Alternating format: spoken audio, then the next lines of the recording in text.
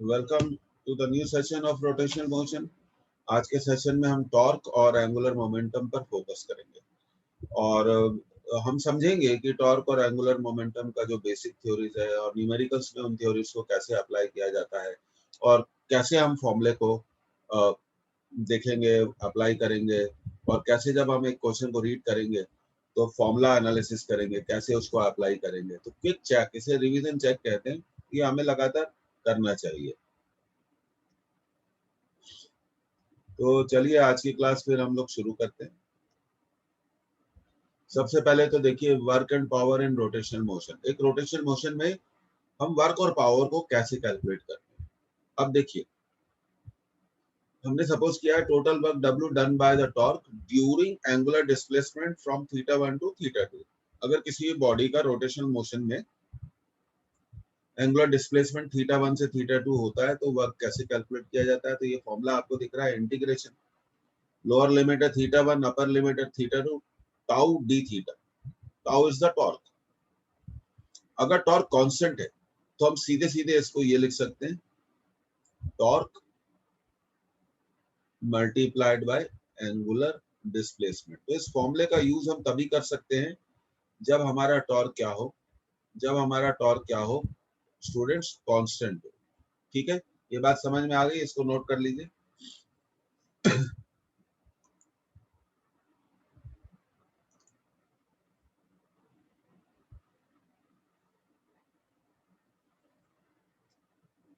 Okay, and tell me whether you have noted it और not. Class copy को बहुत मजबूती से बनाइए, वही आपको सक्सेसफुल बनाएगी।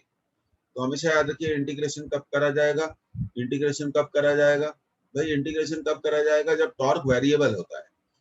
जब टॉर्क वेरिएबल होता है तो हम इंटीग्रेशन को अप्लाई करते हैं, और जब टॉर्क कांस्टेंट होता है तो हम सीधे, देखिए, इंटीग्रेशन कब करा जाएगा, जब टॉर्क क्या हो, वेरिएबल हो।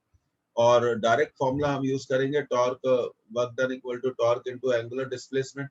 ये फॉर्मूला हम कब यूज करेंगे, जब हमारा टॉर्क क्या हो, कांस्टेंट हो। तो इस बात का बड़ा ध्यान रखना चाहिए कि कब हम कौन सा केस अप्लाई करेंगे।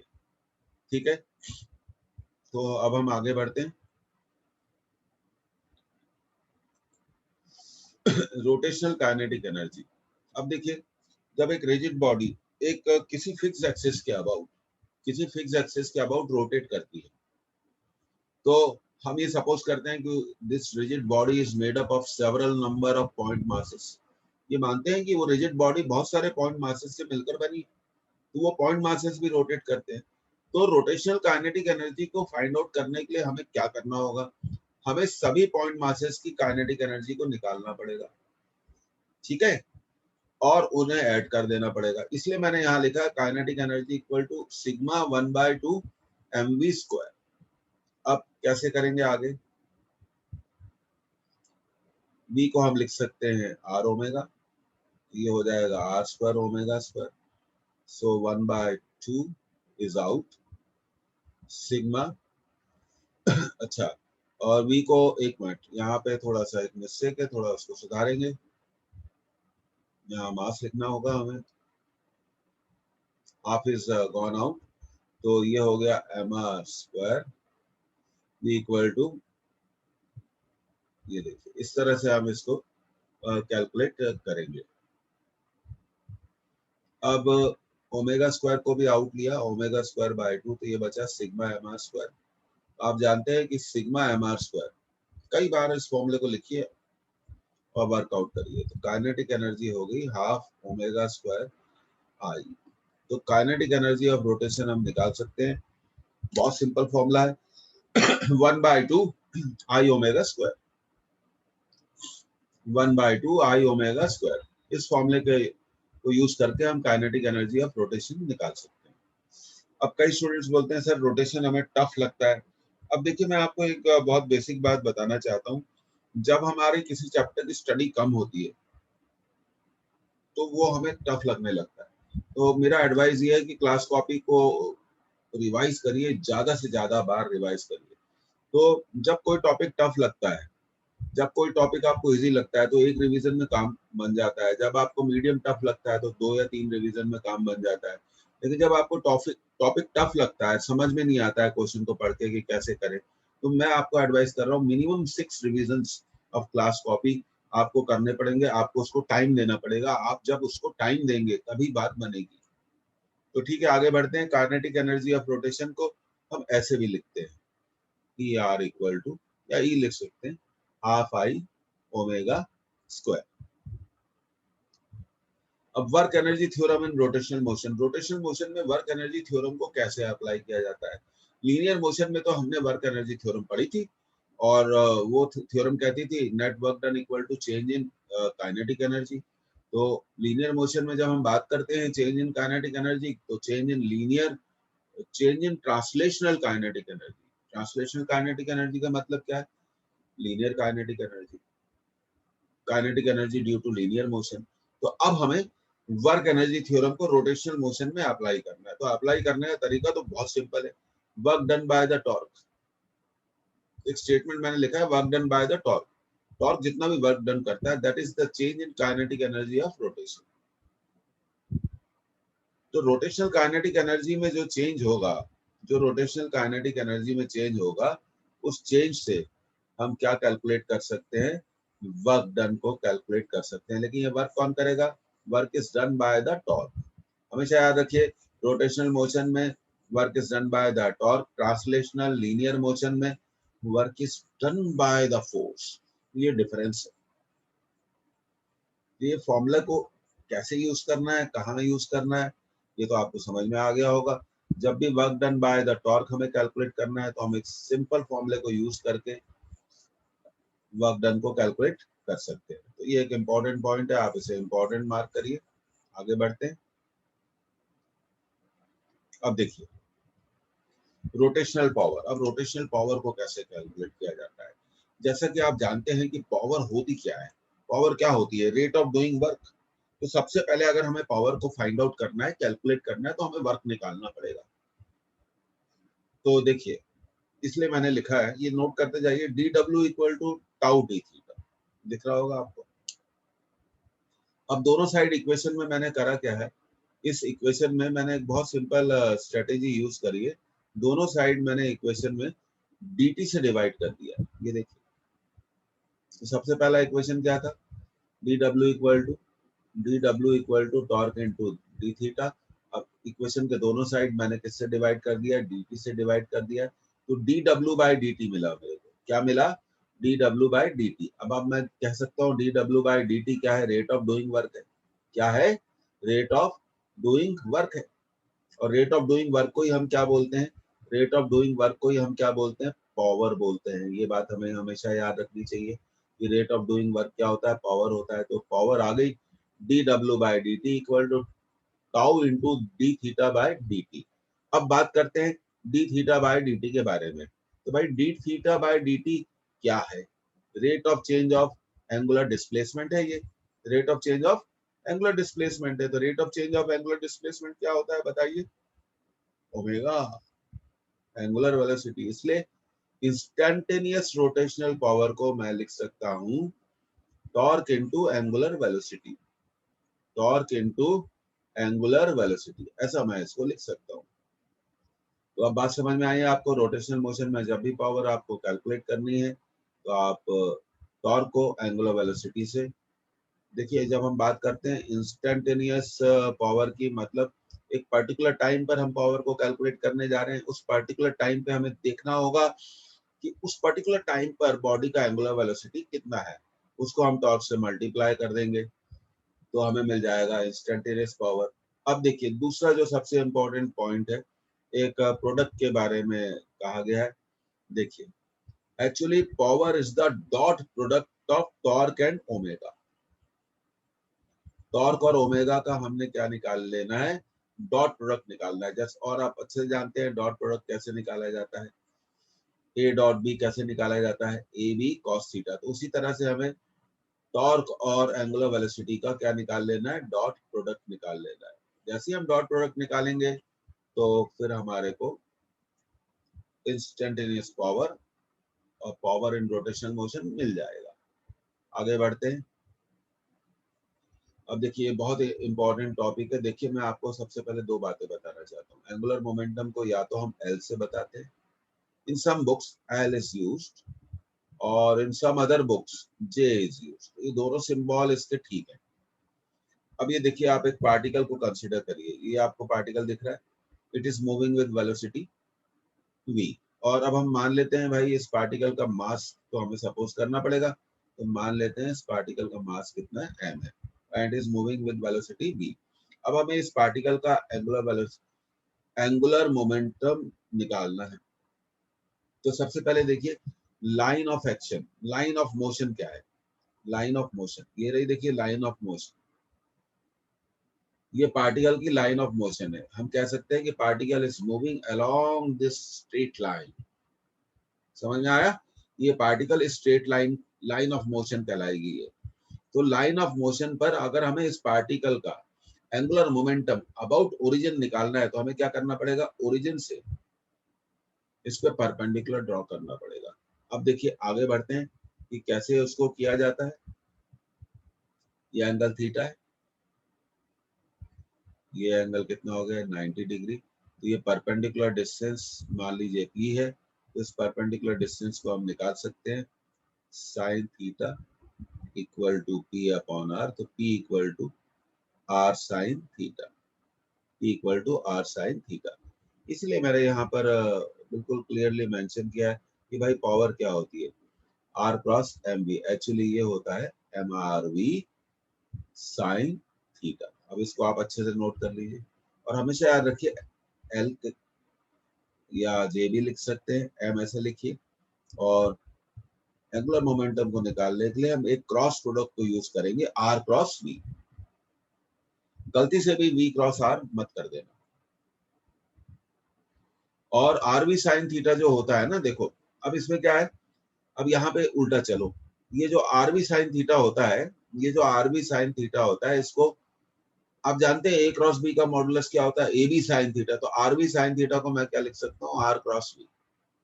तो ये बात आपको याद रखनी चाहिए। This is a very important concept regarding what you call it, angular momentum.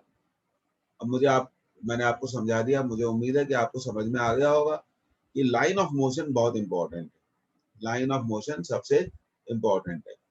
तो हम इसे एल भी लिख सकते हैं या हम इसे क्या लिख सकते हैं, जे भी लिख सकते हैं। और इसे एक और वर्ड एंगुलर मोमेंटम के लिए यूज किया गया है जो बहुत अच्छा है, वो मैं आपको बताना चाहता हूँ। एंगुलर मोमेंटम, ये जरूर आप लिखिए, angular momentum is the moment of linear momentum। तो जब किसी भी फिजिकल क्वांटिटी का मोमेंट निकालते हैं तो हमने पहले भी आपको क्लियर किया था कि हम परपेंडिकुलर डिस्टेंस से मल्टीप्लाई कर देते हैं। तो ये एक बहुत इंपॉर्टेंट बात है कि भाई एंगुलर मोमेंटम क्या है। अब देखिए यहाँ पर ये थीटा बहुत इंपॉर्टेंट हो जाता है, तो थोड़ा थीटा के बारे में हम बात करेंगे। अब ऐसा हो सकता है कि थीटा क्या हो, जीरो हो। ऐसा हो सकता है कि थीटा जीरो हो, तो एंगुलर मोमेंटम भी क्या होगा, एक जीरो वेक्टर होगा। अब देखिए हमेशा याद रखिए थीटा किसके बीच में एंगल है, angle between r and v. It is the angle between r and v. अगर थीटा 90 डिग्री है तो एंगुलर मोमेंटम मैक्सिमम होगा और मैक्सिमम एंगुलर मोमेंटम होगा mvr। और v को आप लिख सकते हैं r ओमेगा, तो l हो गया mr स्क्वायर ओमेगा। इसीलिए l को ये भी लिखा जाता है i ओमेगा। क्या लिखा जाता है, i ओमेगा लिखा जाता है। और बहुत सारे क्वेश्चंस आज सिलेक्ट किए हैं और पूरी कोशिश करी है कि भाई आप इसमें मैक्सिमम चीजों को क्या कर सकते हैं, सीख सकते हैं।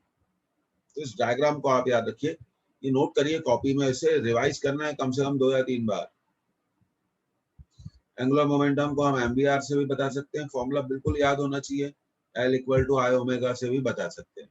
ओके, अब आपने इसे नोट कर लिया होगा, तो हम आगे बढ़ते हैं। हाँ, तो अब देखिए, अब हम बात करते हैं in case of circular motion.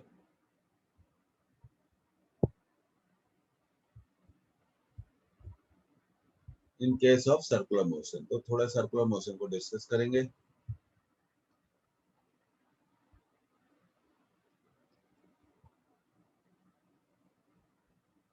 ये देखिए, सपोज करिए कि एक पार्टिकल सर्कुलर मोशन कर रहा है, उसकी वेलोसिटी v हो गई, ये रेडियस वेक्टर हो गया r, इन दोनों में कितना एंगल बन रहा है, 90 डिग्री। तो हम कहेंगे in case of circular motion angular momentum is maximum. Angular momentum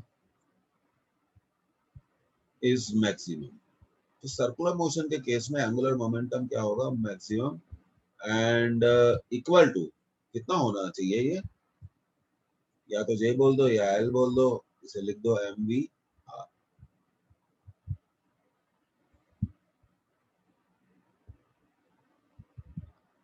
तो इसे आप नोट कर लीजिए, सर्कुलर मोशन के केस में जो एंगुलर मोमेंटम होगा मैक्सिमम होगा, और किसके इक्वल होगा, m v r. M v r. अब बात करते हैं डायरेक्शन ऑफ एंगुलर मोमेंटम की। Let's talk about the direction of angular momentum. Angular momentum की भाई डायरेक्शन कैसे निकाली जाएगी, तो इसके बारे में अब हम बात करते हैं, इसको क्लियर करने जा रहे हैं। तो हम बात कर रहे हैं डायरेक्शन ऑफ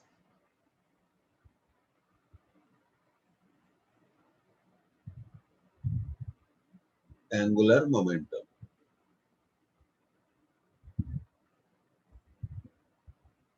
अब देखिए, इसको एक बहुत छोटे से एग्जांपल से हम वर्कआउट कर सकते हैं। तो देखिए, आप इसमें लिखिए एंगुलर मोमेंटम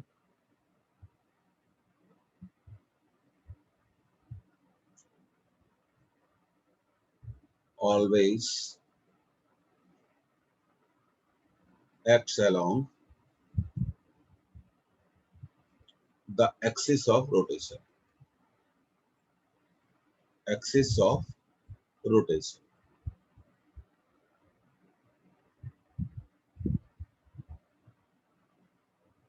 ये हमेशा हमें ध्यान रखना चाहिए कि उसकी डायरेक्शन क्या होगी, और डेफिनेटली हम जानते हैं एल क्या होगा, एम आर क्रॉस वी। तो L is perpendicular to r and L is perpendicular to v, क्योंकि क्रॉस प्रोडक्ट की डेफिनेशन है, अगर ए क्रॉस बी क्या होता है, जो भी वैल्यू ए क्रॉस बी के इक्वल होती है, क्योंकि एल आर क्रॉस बी के इक्वल है, तो एल की डायरेक्शन आर से भी 90 डिग्री बनाएगी, वेलोसिटी से भी 90 डिग्री बनाएगी। अब देखिए इसको कैसे एक सर्कुलर मोशन में यूज किया जाता है। इसको इरेज कर रहे हैं।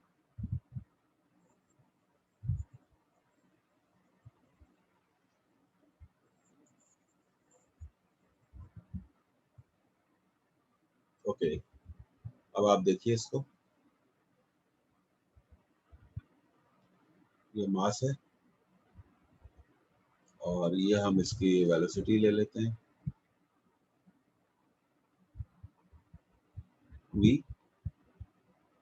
वेलोसिटी हमेशा टेंजेंशियल होती है। अब हम इसका r वेक्टर ले लेते हैं। तो angular momentum always acts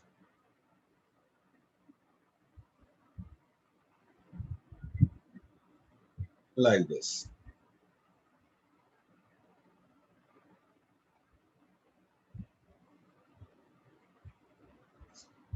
along the axis of rotation। तो ये क्या है, बहुत इंपॉर्टेंट बात है। और देखिए आर और वी, बात को समझिए, आर और वी सर्किल के प्लेन में लाई करते हैं। तो और एंगुलर मोमेंटम आर और वी दोनों से कितना एंगल बनाना चाहिए, 90 डिग्री। तो डेफिनेटली एंगुलर मोमेंटम उस प्लेन से 90 डिग्री बनाएगा जिसमें आर और वी होंगे। आर और वी सर्किल के प्लेन में है, तो एंगुलर मोमेंटम सर्किल के प्लेन से कितना एंगल बनाएगा, 90 डिग्री। इसलिए कहा गया है कि angular momentum always acts along the axis of rotation.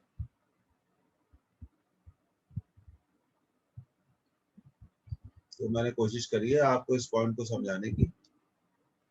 Relationship between kinetic energy of rotation and angular momentum, देखिए बहुत सिंपल है। सबसे पहले तो हम काइनेटिक एनर्जी ऑफ रोटेशन को लिखते हैं हाफ आई ओमेगा स्क्वायर, फिर एंगुलर मोमेंटम को लिखते हैं आई ओमेगा। अब इस इक्वेशन में हम क्या करते हैं, दोनों साइड ओमेगा से मल्टीप्लाई कर आई से मल्टीप्लाई कर देते हैं, लेफ्ट हैंड साइड में भी as well as right hand side में भी। तो राइट हैंड साइड में था half I omega square, I से मल्टीप्लाई होने पर ये हो गया आई स्क्वायर ओमेगा स्क्वायर, ये हो गया 2 ei equal to I square omega square, take the root 2 ei, root लेंगे हम, equal to I omega equal to L और इक्वल टू जे। सॉरी, हम इसको जे भी लिख सकते हैं, that's why we are writing it as J.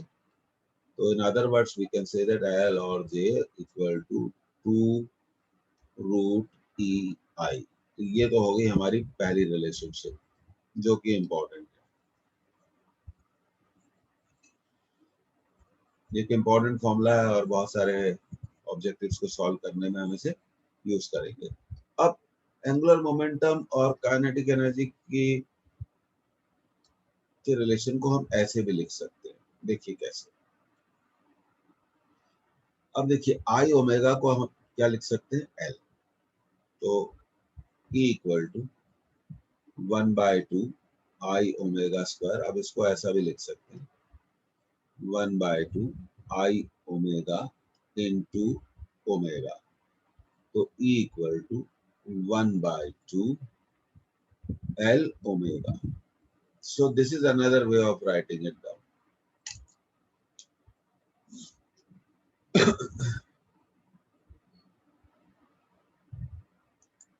तो ये भी एक तरीका हो गया है जिससे हम इसको लिख सकते हैं। एंड प्लीज आप इन दोनों को याद रखें, ये बहुत इंपॉर्टेंट केसेस है। न्यूमेरिकल्स और ऑब्जेक्टिव्स में हर फॉर्मूला क्या होता है, एक डिफरेंट पर्सपेक्टिव में यूज होता है, तो हमें फॉर्मूला मालूम होना चाहिए। फॉर्मूला मालूम होगा तभी तो हम उसको अप्लाई कर पाएंगे। Relationship between torque and angular momentum, ये भी सिंपल है, करते हैं इसको। अब आप जानते हैं कि टॉर्क क्या होता है। Force, simple formula, multiplied by perpendicular distance. From Newton second law आप फोर्स को लिख सकते हैं मास इनटू एक्सेलरेशन। तो टॉर्क हो गया। ऐसे छोटे छोटे फॉर्मूला डेवलप करने की आपको आदत होनी चाहिए। अब ए लीनियर एक्सेलरेशन है, लीनियर एक्सेलरेशन और एंगुलर एक्सेलरेशन में रिलेशनशिप हम जानते हैं आर अल्फा होती है, तो ए की जगह हमने आर अल्फा रखा।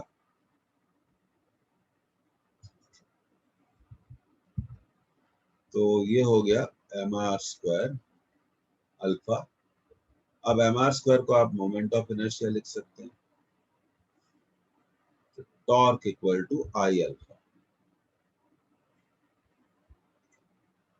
और हमने इस रिलेशनशिप को कई क्वेश्चंस में यूज भी किया हुआ है, तो इसको आपको वर्ड्स में भी लिखना चाहिए, torque equal to moment of inertia.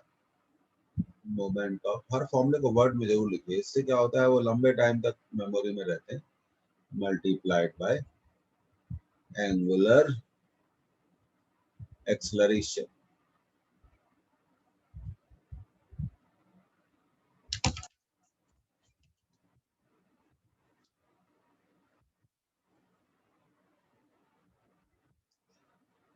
So remember torque equal to I alpha. आगे बढ़ते हैं।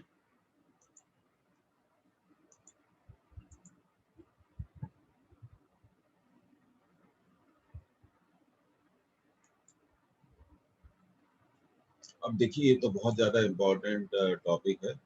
हम इम्पल्स पढ़ते हैं लीनियर मोशन में और उसे डिफाइन करते हैं, impulse equal to change in linear momentum. Impulse is a product of force and the time period, a small time period for which the force acts. और हमने काफी न्यूमेरिकल्स भी करे हैं। तो जब हम रोटेशनल मोशन में इम्पल्स को स्टडी करते हैं तो यहाँ पे मैंने लिखा है angular impulse and angular impulse momentum principle. तो सबसे पहले तो ये समझ लेते हैं भाई एंगुलर इम्पल्स कैसे कैलकुलेट किया जाता है। टॉर्क को टाइम इंटरवल से मल्टीप्लाई करना है। टॉर्क को किससे मल्टीप्लाई करना है? टाइम इंटरवल से मल्टीप्लाई करना है। तो ये तो पहली बात होनी है जो हमें मालूम होनी चाहिए। अब ये देखिए अगर टॉर्क वेरिएबल होगा तो हमें इंटीग्रेशन भी करना पड़ेगा। ये डिपेंड करता है कि भाई टॉर्क कांस्टेंट है कि वेरिएबल है। तो सबसे पहले तो एंगुलर इम्पल्स का फॉर्मूला आप वर्ड्स में लिख लीजिए। क्या लिखना होगा आपको वर्ड्स में? Angular impulse equal to torque multiplied by time interval, small time interval. ये जरूर लिखिए कि ये टाइम इंटरवल कैसा होता है, small, because impulse is always defined for a small interval of time. इस बात का हमें हमेशा ध्यान रखना चाहिए कि इम्पल्स हमेशा स्मॉल इंटरवल ऑफ टाइम के लिए ही डिफाइन होता है। तो अब ये देखिए हमारा एक केस बन गया। ये एंगुलर इम्पल्स जैसे हम वहां करते थे बिल्कुल उसी पैटर्न पे हमें यहाँ पे भी करना है। तो एंगुलर इम्पल्स क्या है? Change in angular momentum, change in angular momentum. इसको भी कॉपी में नोट डाउन करिए, हाईलाइट करिए। The method of study is very important. हम कैसे पढ़ते हैं, कितने हम सिस्टमेटिक हैं, कितना हम क्लास कॉपी को मेंटेन करते हैं और हर चीज को उसमें प्रॉपरली लिखते हैं और कितनी बार हम उस कॉपी को रिवाइज करते हैं, तो इससे बहुत फर्क पड़ता है। ओके स्टूडेंट, आगे बढ़ते हैं। अब देखिए एक्शन ऑफ एंगुलर, ये कुछ इंपॉर्टेंट पॉइंट है, ये जरूर आपको अपनी कॉपी में लिख लेने चाहिए। Action of angular impulse is to change the angular momentum. ये तो पहली बात होगी कि एंगुलर इम्पल्स करता क्या है? एंगुलर मोमेंटम को चेंज करता है। It has same units, dimension and direction as the angular momentum. तो इसकी unit, direction, dimension, angular momentum की यूनिट, डायमेंशन और डायरेक्शन के जैसी ही होगी। अब next point, so angular impulse given to a rigid body is equal to the change in angular momentum. ये हमने प्रीवियस स्लाइड में भी देखा है। This statement is also known as angular impulse momentum principle. ये जो स्टेटमेंट है इसे कहेंगे हम एंगुलर इम्पल्स मोमेंटम प्रिंसिपल। इसको नोट कर लीजिए।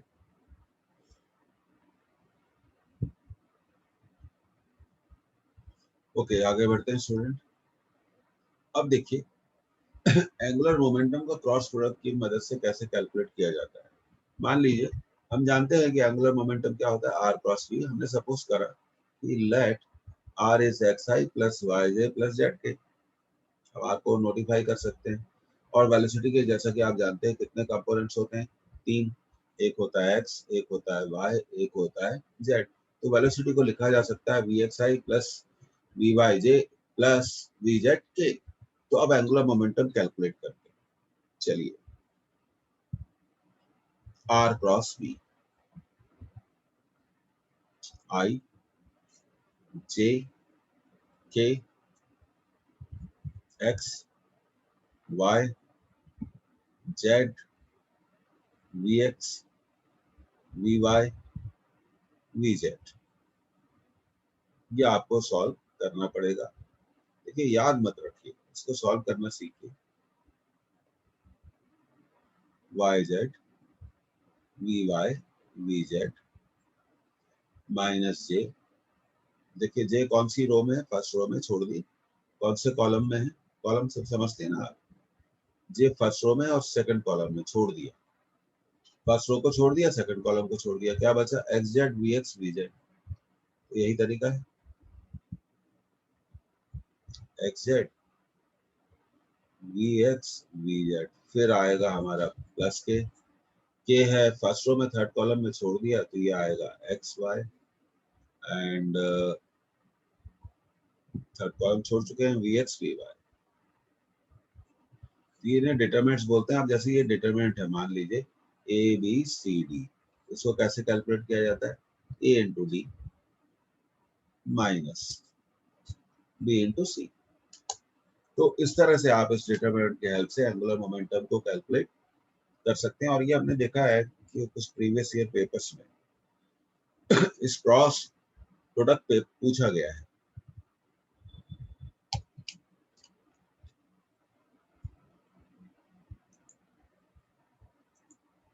तो एक इम्पोर्टेंट है ये। हाँ, तो मैं इसके बारे में बता रहा था, भूल ही गया भैया। ये कम से कम 3 बार रिवाइज करो।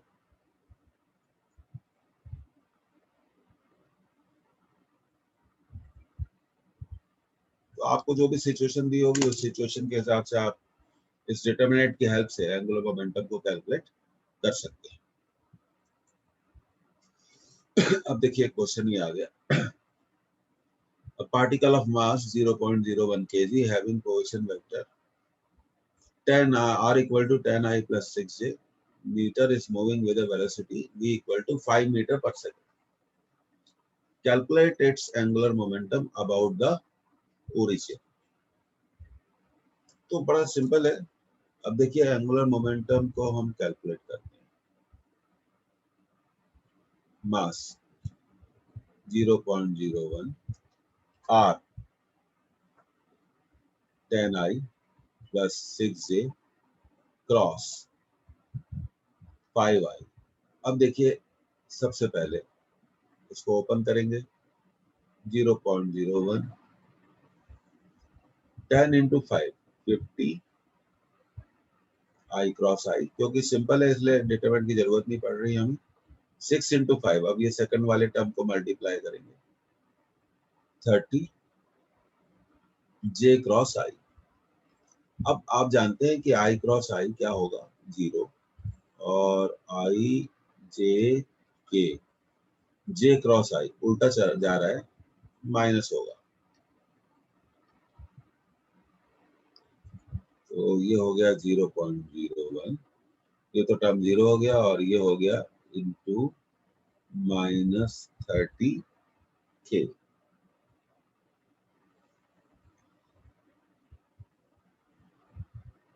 तो हमारा एंगुलर मोमेंटम का आंसर आ गया 0.3 माइनस 0.3।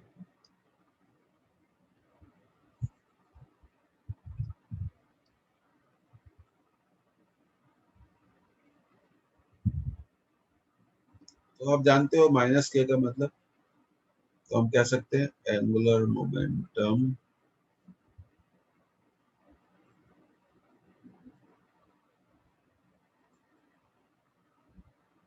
इज डायरेक्टेड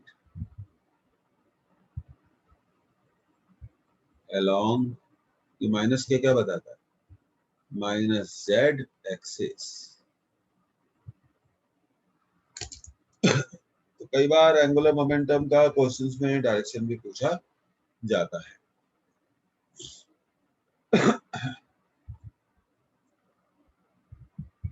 और ये थोड़ा क्रॉस प्रोडक्ट की प्रैक्टिस करिए, क्योंकि यहाँ पे 10 I plus 6 जो एक लंबा चौड़ा वेक्टर नहीं था, इसलिए मैंने डिटरमिनेंट का यूज नहीं किया। बस ये देखिए, ये आपका एक वीक पॉइंट हो सकता है, तो इसलिए अब हम इसको R5 बोलेंगे। 5 बार रिवाइज करके तो देखो सारी आपकी प्रॉब्लम कैसे सॉल्व नहीं होती है। सारा जो प्रॉब्लम्स हैं उनका जो सॉल्यूशन है वो सिर्फ आपके खुद के हाथ में है, दूसरे के हाथ में कुछ नहीं। We can just guide. Next, a solid cylinder of mass 20 kg rotates about its axis with angular speed 100 radian per second. The radius of the cylinder is 0.25 meter. ठीक है। What is the magnitude of angular momentum of the cylinder about its axis? तो देखिए बहुत simple question है। हम जानते हैं angular momentum होगा I ओमेगा। अब हमें सॉलिड सिलेंडर वो अपने एक्सिस के अबाउट रोटेट कर रहा है, तो एक सॉलिड सिलेंडर का खुद के ज्योमेट्रिकल एक्सिस के अबाउट मोमेंट ऑफ इनर्शिया होता है mr² by 2 इंटू ओमेगा। अब वैल्यू पुट कर दीजिए 20 और रेडियस है 0.25 का मतलब है 1/4 का स्क्वायर हो जाएगा। एंगुलर स्पीड है 100। बस ये सॉल्व हो गया।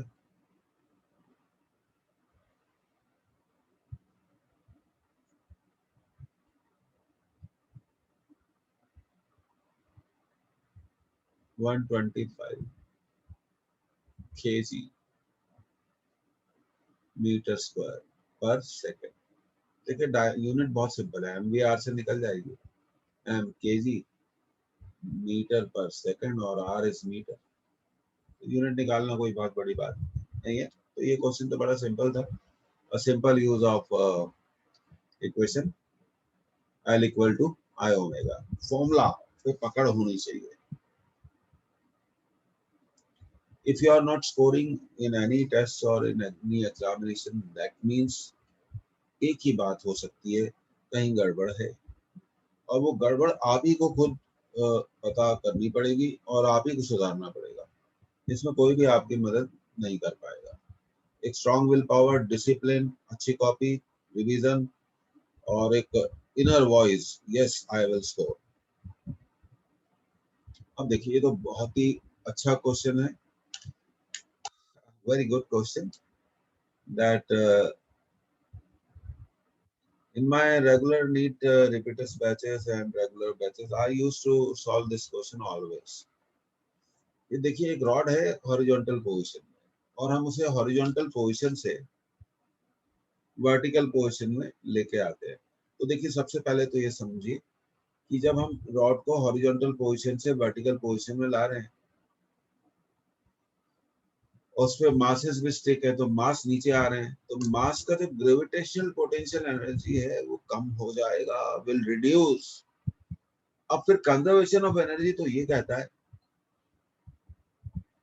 The mechanical energy is always constant, it always changes the form। तो पोटेंशियल एनर्जी में जो लॉस होगा वो कहाँ गया, गेन इन काइनेटिक एनर्जी में आ जाएगा।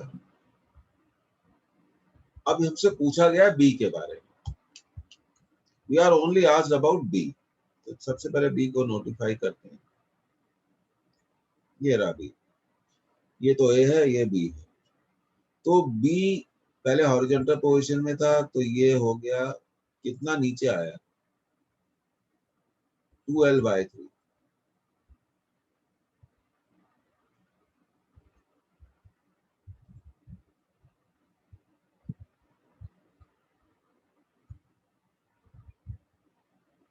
अब आगे का काम बहुत आसान है।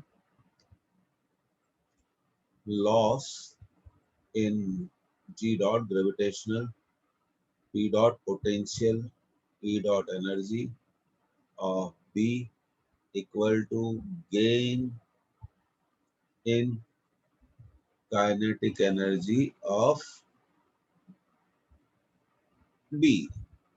तो लॉस कितना हुआ, mg 2L/3, क्योंकि 2L/3 नीचे आ गया हाइट। गेन मास तो दिया ही हुआ है, नहीं दिया तो मान लेंगे m v/b²। ये तो कैंसिल हो गया, ये आ गया आपका 4gl/3। कितना बेसिक क्वेश्चन है v/b² एंड सो स्टूडेंट डर जाते हैं इसको देख के। √4gl/3। तो कहां पर है हमारा आंसर,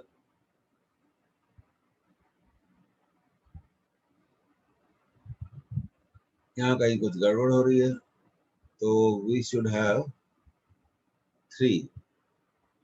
लाइट रॉड है तो रॉड का मास तो नेग्लिजिबल है। अच्छा देखिए ये क्वेश्चन बहुत अच्छा है एंड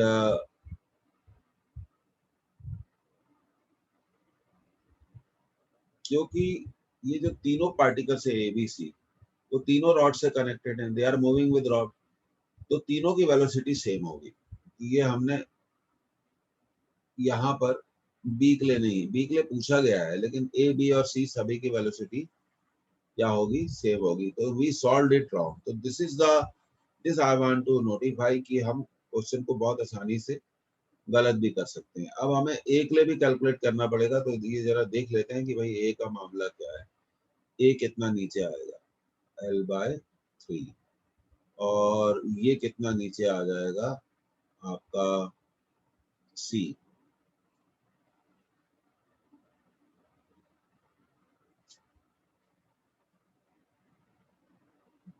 अच्छा, अब loss in gravitational potential energy सभी मासेस का होगा। पहले ए का निकाल लेते हैं, mg/L/3, फिर बी का निकाल लेते हैं mg। तो देखिए कितनी आसानी से क्वेश्चन गलत हो जाता है। और फिर सी का निकाल लेते हैं, mg/L, और 1/2 mv², 1/2 mv², 1/2 mv²। तो mgl तो कॉमन ले लो, ये हो गया, और बाय 3 कॉमन ले लो, ठीक है। तो ये हो गया 1, और ये हो गया, एक minute, only take mgl common है ना, mgl को ही कॉमन ले लेते हैं। कैलकुलेशन का एक गलती पूरे क्वेश्चन को बदल देगा। ये हो गया 1/3, 1/3 +1, और यहाँ हो गया 3/2 mv²। तो m से m तो कैंसिल हो गया। अब हमें इसको सॉल्व करना है आगे। तो 1/3, 1/3, 2/3, 2/3 +1, 5/3 gl = 3/2 v²। तो सभी की वेलोसिटी, मैं ये कहना चाह रहा था, क्योंकि वो एक ही रॉड से है, इसलिए सभी की वेलोसिटी क्या होगी, सेम होगी। तो अब v आ गया हमारा, देखिए कितना आया, 2 × 5 10। बहुत बढ़िया क्वेश्चन है, 10 gl/9।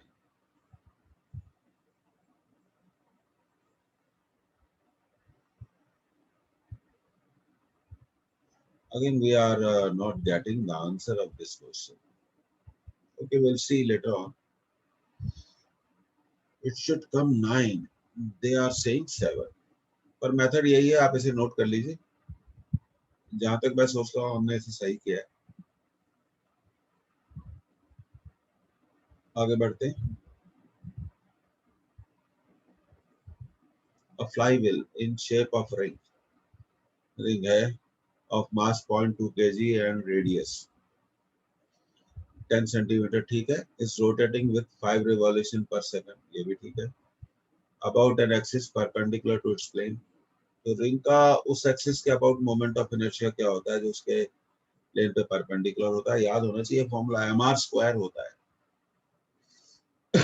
Calculate the angular momentum and kinetic energy of flywheel.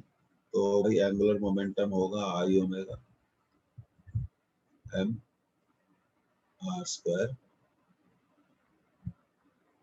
Omega kinetic energy होगी ½ I ओमेगा²।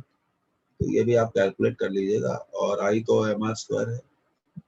अब यहाँ पर एक इशू है, जो ओमेगा दिया हुआ है ये एमकेएस यूनिट तो नहीं है, रिवॉल्यूशन पर सेकंड। तो क्या करना पड़ेगा, 2 पाई से मल्टीप्लाई करना पड़ेगा, तो ये रेडियन में बदल जाएगा।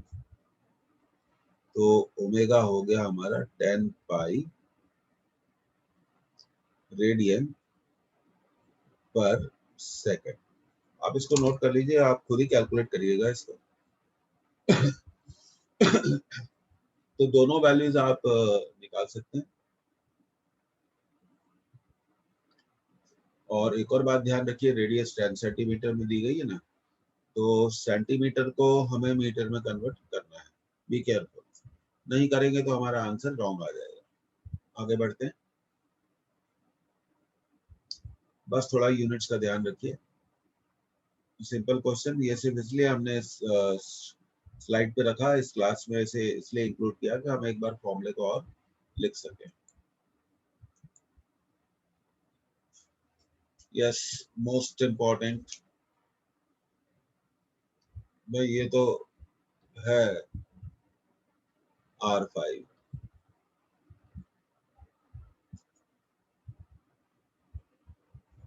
A thin meter scale is kept metre scale. तो सबसे पहली बात बता दें कि मीटर स्केल की लेंथ होती है 1 मीटर। तो यहाँ जो एल दिया हुआ है ये 1 मीटर है। is kept vertical by placing its lower end hinged on the floor। तो ये जो लोअर एंड है इसको फ्लोर पे हिंज किया है। ये देखिए ऐसे मूव कर सकते हैं, यहाँ फिक्स है। It is allowed to fall. Calculate the velocity of its upper end when it hits the floor.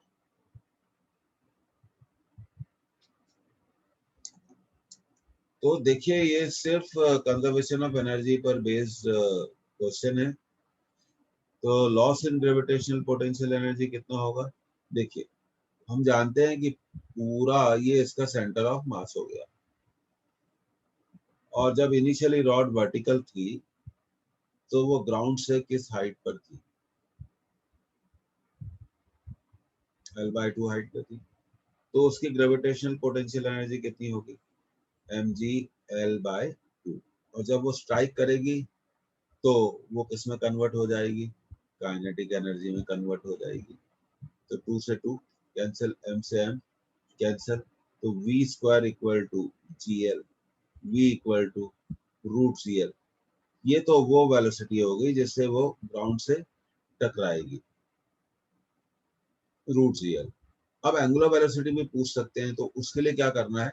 v=r ω use करना है। अब आप देखिए जो अपर एंड है, अपर एंड एक सर्किल में मूव कर रहा है। ध्यान दीजिए कि जो अपर एंड है that is moving in a circle, और उस सर्किल की रेडियस क्या होगी? उस सर्किल की रेडियस तो क्लियर हो गई, equal to the length of rod. तो ये हो गया L ओमेगा। तो ओमेगा होगा v/L, √GL/L। अब देखिए यहाँ हमने इस क्वेश्चन में गलती करी। So this is a wrong calculation. Wrong. Why it is wrong? अब अगला सवाल उठता है कि भाई ये गलत हमने क्या कर दिया? गलती क्या है? ये देखिए यही कॉमन मिस्टेक्स हैं जो स्टूडेंट करते हैं। ये देखिए ये रॉड हो गई,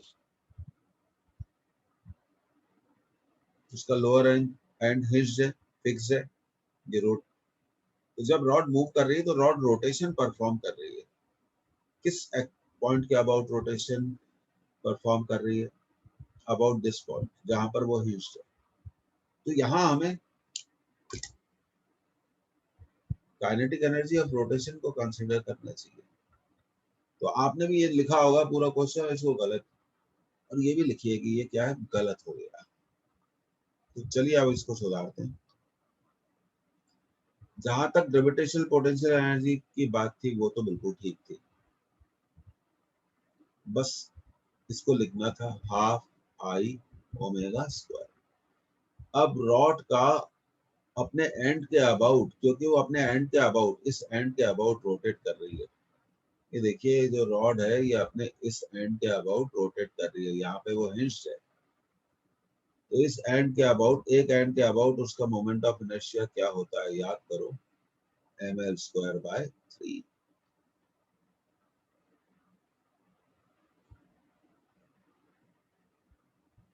तो G=L/3 ω², ω=3G/L।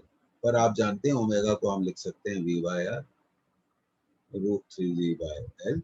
और r मैंने आपको पहले ही बताया कि जो रॉड है वो L रेडियस, उसका radius of upper and r radius के सर्किल में मूव कर रहा है जो रॉड की लेंथ के इक्वल है। तो ये हो जाएगा v/L √3G/L। मोस्ट इंपॉर्टेंट,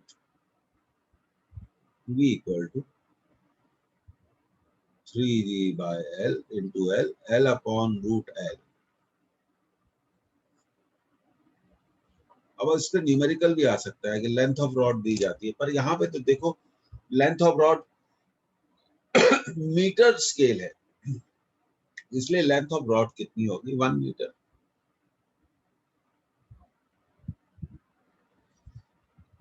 तो अब आप थोड़ा इसको मार्किंग कर दें,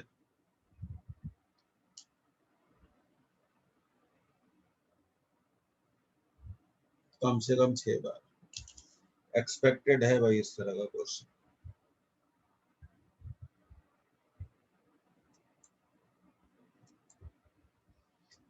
Okay, moment of inertia of a body about an axis is 4 kg meters per. The body is initially at rest, okay, and a torque of 8 Newton meters starts acting on it along the same axis. Work done by the torque in 20 seconds. तो देखिए question simple है, अगर हमें torque का work done calculate करना है, अगर हमें टॉर्क का वर्क डन कैलकुलेट करना है तो torque multiplied by angular displacement, हमें थीटा निकालना पड़ेगा। तो टॉर्क तो हमें गिवन है 8, तो 8 थीटा, अभी थीटा निकाल लेते हैं। इनिशियल एंगुलर स्पीड 0 है और टाइम दिया हुआ है 20 सेकेंड, ठीक है, और एंगुलर एक्सेलरेशन नहीं मालूम, तो उसके लिए क्या करें, torque equal to I alpha use करें। आई दिया हुआ है 4, तो देखिए यहाँ से आपको अल्फा आ जाएगा 2 रेडियन पर सेकेंड स्क्वायर। अब क्या करना है, omega t equal to omega 0 plus alpha t को यूज करें। तो इनिशियली तो 0 है, अल्फा 2 है, टाइम दिया हुआ है 8 सेकेंड, तो 8 सेकेंड के बाद एंगुलर स्पीड हो जाएगी 16 रेडियन पर सेकेंड। अब क्या करना है,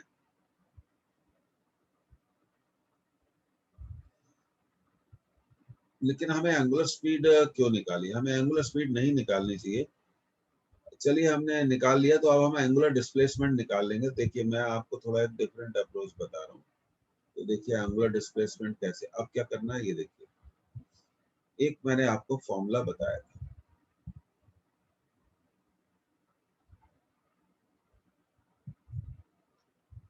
इस फॉर्मूले से आप एंगुलर डिस्प्लेसमेंट कैलकुलेट कर सकते हैं। 16 प्लस 0 डिवाइडेड बाय 2, और टाइम कितना दिया हुआ था 8, ये आ गया 64 रेडियन। कितना आ गया 64 रेडियन। बस यहाँ पे इसकी वैल्यू को पुट कर दो and you will get your answer. अच्छा क्वेश्चन है, सिंपल यूज ऑफ इक्वेशन है, ये भी ऐसे क्वेश्चंस भी हमें करने चाहिए। तो कम से कम हम इसे रिवाइज कर सकते हैं, 2 बार हमें कम से कम इसे रिवाइज करना ही चाहिए।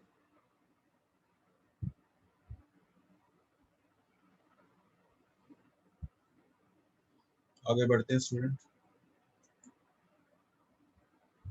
अब देखिए, if the rotational kinetic energy of a body is increased by 300%, then determine the percentage increase in its angular momentum. Basic question है, हमें फॉर्मूला मालूम होना चाहिए। एंगुलर मोमेंटम को हम लिखते हैं L इक्वल टू 2EI, ये हमने रिलेशनशिप करी थी, या हम इसको, अब देखिए L is proportional to root of E। आप किसमें परसेंटेज चेंज निकालना चाह रहे हैं, एंगुलर मोमेंटम में। जिस क्वांटिटी में भी परसेंटेज चेंज निकालना आप चाह रहे हैं उसकी पावर 1 होनी चाहिए। तो आप डायरेक्टली फॉर्मूला बना देंगे, percentage change in L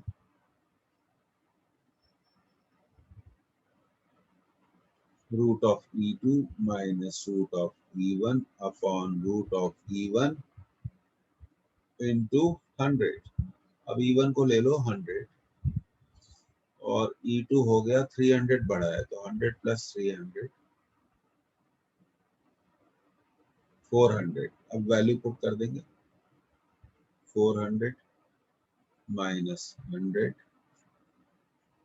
100 into 100, 20 minus 10 upon 10 into 100. So 20 minus 10 कितना होगा 10, तो 10 into 10 100. तो इस क्वेश्चन का आंसर है 100%. Angular momentum will increase. Angular momentum will increase by 100%.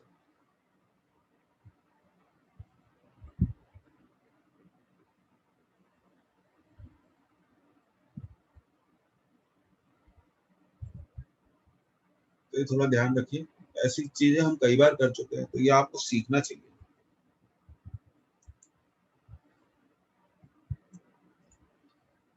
Next, the power output of an automobile engine is advertised to be 200 HP at 6000 RPM.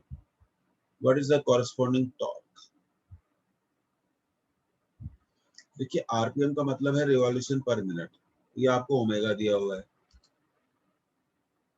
और power दी हुई है. तो सबसे पहले पावर को देख लेते हैं. 200 हॉर्स पावर, इसको आप मल्टीप्लाई कर दीजिए 746 से, तो ये आ जाएगा आपका वॉट में. ये तो पॉइंट नंबर 1 हो गया. और ये हो गया ओमेगा 6000 आरपीएम मीन्स 2 पाई रिवॉल्यूशन पर मिनट. एक मिनट में कितने सेकंड होते हैं 60. ये आ गया आपका रेडियन पर सेकंड. उसके बाद आप फॉर्मूला यूज करिए, power equal to torque into omega.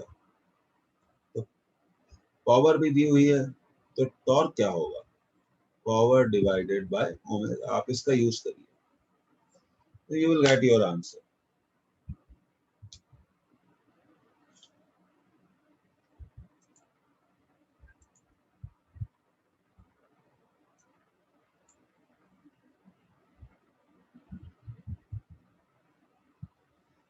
बस ये ध्यान रखिए कि हॉर्स पावर को आपको वॉट में कन्वर्ट करना आना चाहिए, और हमेशा आपको मालूम होना चाहिए कि 1 HP equal to 1 HP equal to wait a minute 1 HP equal to 746 watt. फिर ये सिंपल है, आप इसे कैलकुलेट कर सकते हैं. इसी तरह के हम बहुत सारे क्वेश्चंस करेंगे स्टूडेंट.